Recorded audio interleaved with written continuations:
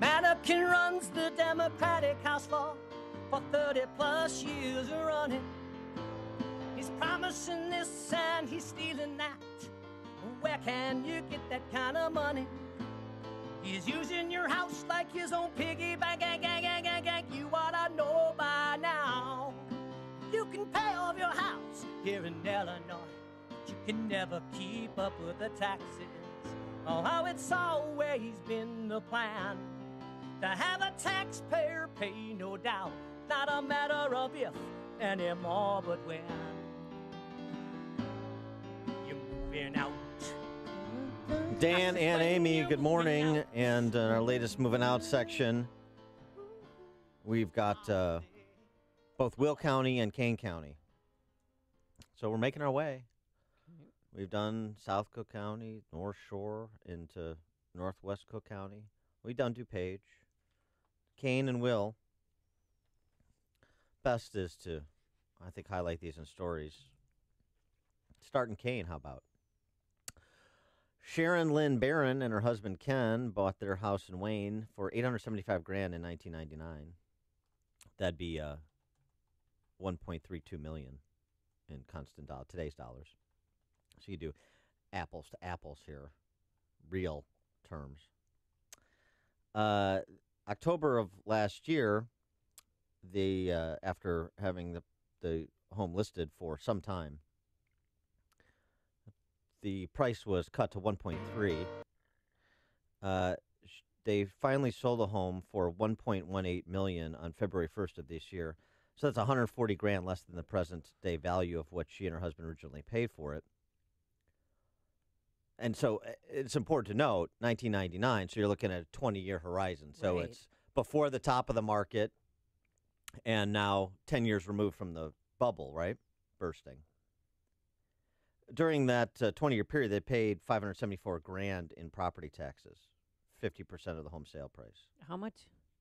50% of the home sale price, $574,000. Looking at Kane County,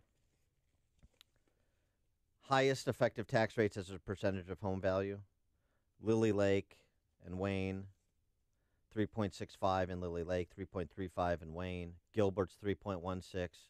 Sugar Grove, Elburn. Pingree Grove, Maple Park, Prestbury, West Dundee, Burlington, North Aurora, Sleepy Hollow, Geneva, Algonquin, Montgomery, Elgin, Hampshire, Campton Hills, St. Charles, Batavia, South Elgin, Big Rock, Carpentersville, East Dundee. All of those communities have a higher property tax rate as a percentage of home value based on the home sales from the last 6 months of last year than the state average, which is more than 2 times the national average. You think there's somewhere to hide? And we're talking about most of these communities, very middle-income communities. Median home sale prices between the high 100s and the high 200s. Taking a hammering. Going back to Lily Lake, the Georges paid $807,000 for a 5-bedroom, 6-bath home in Lily Lake, $857 in today's dollars. That's just 3 years ago. Okay. September 15. I don't think I've ever heard of Lily Lake. Mm-hmm. They are now listing the home at $694 for sale. It's $163,000 less than they paid for it 3 years ago. 3 years ago. And in addition to that, over the course of those 3 years they've owned the home, they paid another $60,000, $61,000 actually in property taxes. If the home were to sell at its current asking price, the effective tax rate during that time would have been 8.8% of home value. David and Jana Heckel purchased their home in Gilbert's, $344,000 in 2005, $453,000 in today's dollars. They sold it January of this year for $270,000. So 15 years later, not even, 13 years later, $183,000 hit in real terms. Wow. They paid $105,000 in property taxes during those 13 years. That equates to an effective tax rate on that property, 39%. And that's maybe a better way to think about it, rather than just looking at it on an annualized basis what the effective tax rate on the home was. 39%. Is that too high for you? Here's where this goes. And Will County, switching over, provides a useful, if not terribly tragic example, particularly communities like University Park and Park Forest. Mm-hmm. It goes to the bubble bursting again here. Like a tornado. It's not going to touch down everywhere, but it's going to touch down in certain places that have confiscatory property taxes like Illinois. And maybe New Jersey, Connecticut. Vernell and Vernetta banks are among more than 60 University Park homeowners dealing with foreclosure. Their home in University Park, Will County, went into the foreclosure last May, sold on March 8th this month for $115,000. They purchased their home in 2005, constant dollars adjusted for inflation, $326,000. When they purchased their home in 2005, property taxes were $1,900. In 2017, they were $8,500. 333% increase in property taxes for that middle-income family in 12 years. They paid or were billed, because they were foreclosed on, because of taxes. Right. They paid $93,000 in property taxes during the roughly 13 years they owned the home. That's an 81% effective property tax rate on that family, on that home, over that time. $326 in 2005, sold at auction for $115. They paid $93 in taxes during that time. Will County, Park Forest, University Park, the Will County side, Park Forest, among the highest property tax rates in Will County. The effective tax rates, you heard the numbers in Kane County. Yeah. So some places it's going to be better, or some places it's going to be worse. Median sale price, last 6 months of last year, University Park was $70,000. Park Forest, $84,000. Their effective property tax rates as a percentage of value, 6.36 in University Park, 5.4 in Park Forest. So the University Park property tax bill, median tax bill, is $4,400 on a $70,000 home. Market value. Sale price. I know an elderly woman who was trying to sell her home in Park Forest. It's been on the market for 3 years. And she's taking a bath. Of course. It's not, she's going to have to send the keys into the mortgage company. $4,500, the median tax bill in Park Forest on an $84,000 home. Oh, it's highway robbery. Aurora, Tinley Park, Stager, Monee, Willowbrook, Crete, Lockport, Bolingbrook, Romeoville, Mokina, Frankfort, New Lenox, Beecher, Carillon, Arbory Hills, Plainfield, Frankfurt Square, Manhattan, Lakewood Falls, Shorewood, Naperville, Minooka, all with a higher median tax rate, property tax as a percentage of value, than the state average, which again is twice the national average, more than twice. And these median home sale prices, Bolingbrook, $220, Lockport, $200, Crete, $175, Monee, $192, Stager, $90, Aurora, $190, Mokina, $285, New Lenox, $265.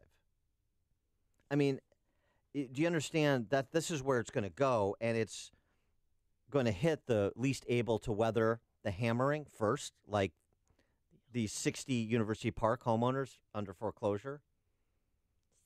But then it's going to go to the next tier because the termites don't stop eating wood, and Illinois politicians don't stop spending. 312-642-5600 is our turnkey.pro answer line. And by the way, you think this is, conservatives, right-wing stuff, he just hates taxes, he hates school funding, blah, blah. Right. I'm making it up. These home sales aren't actually happening. This is all fiction. That's the woozy dreamland that so many Illinois families have decided to actually reside, an alternate reality. Crane Chicago Business, the leftist anti-business business journal, the rent-seeking, they have a series now. This home sold for less than ... Oh, they do. And I just printed off, and what they don't do, because despite being a business journal, they're economically illiterate. They give nominal prices. So even when they're doing this house sold for less than, just comparing nominal prices, the price in 1999 to 2019, and it's nominally less. Can you imagine how much you have to then discount it when you adjust for inflation? Cranes can't, but I can, and that's what we do. I've just printed. Look at it. I've got 15, 20 of these that they've, and it's so omnipresent. Houses selling for less than they were paid, both in nominal and obviously in real terms, that Cranes has a series on it all over Chicagoland. This is not fiction. They will liquidate your home. That's what's happening. Unfortunately, and it's happening first to the people that, of course, the political ruling class lives to serve, right? Lower income to lower middle income to middle income families striving, working, taking a hammering at the hands of the politicians they elect. I'm sorry to say. Greg and Schaumburg. Hey, Dan and Amy. What Dan has just talked about, I experienced from a mortgage LO position, but there's another dimension that Dan and Amy had on when they were at Matrix and Camcraft on Tuesday. And I think the owner's name or president's name was Pat Bershey or something like that. Bershey, yeah, right. Yeah, Bershey. And when he talked about the absolute impossibility of attracting talent to Illinois because of housing, boy, does he have it dead right. Now, by contrast, one of my friends from high school is the CEO of a valve manufacturer down in Cincinnati. It's a piece of cake on housing down there, and you get twice the amount of land and twice the amount of home. Thanks for the call, Greg. Ed in Oak Brook. Yeah, this discussion bothers me to no end, especially when I had people come up to me and wanted to buy my home. But this is in Oak Brook, but the wife said no, so I'm on suicide watch right now. But anyway, the big thing out in where I'm at is the Hinsdale tax increase to pay for, I don't know, school or send these kids to camp or whatever they want to do. But they are calling almost every night to say vote yes. They are also marching now. They got the students were marching in Oak Brook the other day to say yes. And the biggest question I have when I talk to residents, when I ride around with my bike, is, are you going to go for this? And they just shrug their shoulders like there's nothing we can do. And then I said, do you think any of these professors or whatever they call their administrators at that school, are they sacrificing anything? No. The next year they're just going to ask for more money for their teacher salaries, and also their administrators are paid $400,000-$500,000 a year. In other words, they're not giving up anything, but they want you to pay. And there's only about 2,000 students that go there, so there's only 2,000 families that are going to probably benefit from all of this, and the rest are going to be stuck with the bill. And then they tell you, oh, it's only going to be 77 cents a day. You know what? I'd rather have the 77 cents a day. Well, that's a lie, have a nice too. Day. Yeah, thanks for the call. It's a lie. First of all, those families aren't going to benefit. How are you going to benefit? Because you got an Olympic-sized swimming pool? You think your kids are going to get a better education at Hinsdale Central if the referendum passes? Based on what? What evidence? Well, these are supposed to be critical thinkers and successful people. What evidence do you have? It is for the adults' work environment. It has nothing to do with a better education for children.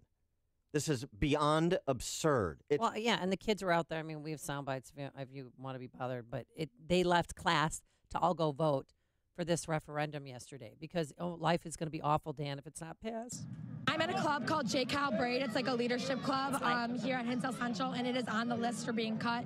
And when I heard about that, it was so heartbreaking because I joined JKB as a sophomore. It was something I came into high school knowing I wanted to be a part of. It has helped me grow as a person, as a leader so much, and the fact that it could be potentially going away just kills me. Yeah, well, you know what? Then have a bake sale. Raise your own money on your own. Well, here's the other thing. Stick it to the taxpayers. Here's it.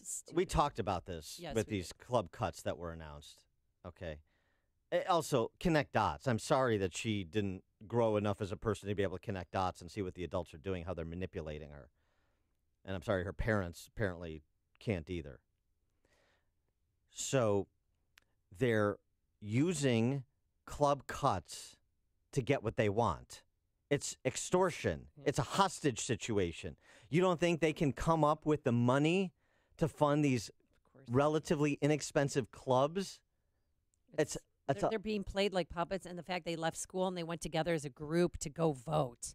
Let me repeat Thomas Sowell's famous formulation, because this is what's playing out at Hinsdale. You champagne socialist mopes. Mopes!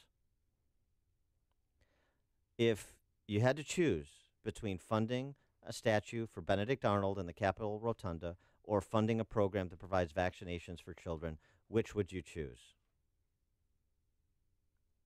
And the answer is the Benedict Arnold statue. You know why? Because as Thomas Sowell explains, what politicians do, and that's what you have running the schools in Hinsdale and most everywhere else, they'll fund the statue of Benedict Arnold, and then they'll shame you about cutting funding for children's vaccinations by choosing the statue for Benedict Arnold, and so you'll get that too. That's exactly what they're doing at Hinsdale Central. And all of those super successful, smart people that allegedly live in Hinsdale can't see through it or don't have the courage to stand up and explain it to their fellow families, much less their children. How embarrassing, how pathetic, how ignorant, how cowardly. There's only one radio show in Chicago talking about today's biggest stories and telling you what they really mean. That show is this one, Chicago's Morning Answer.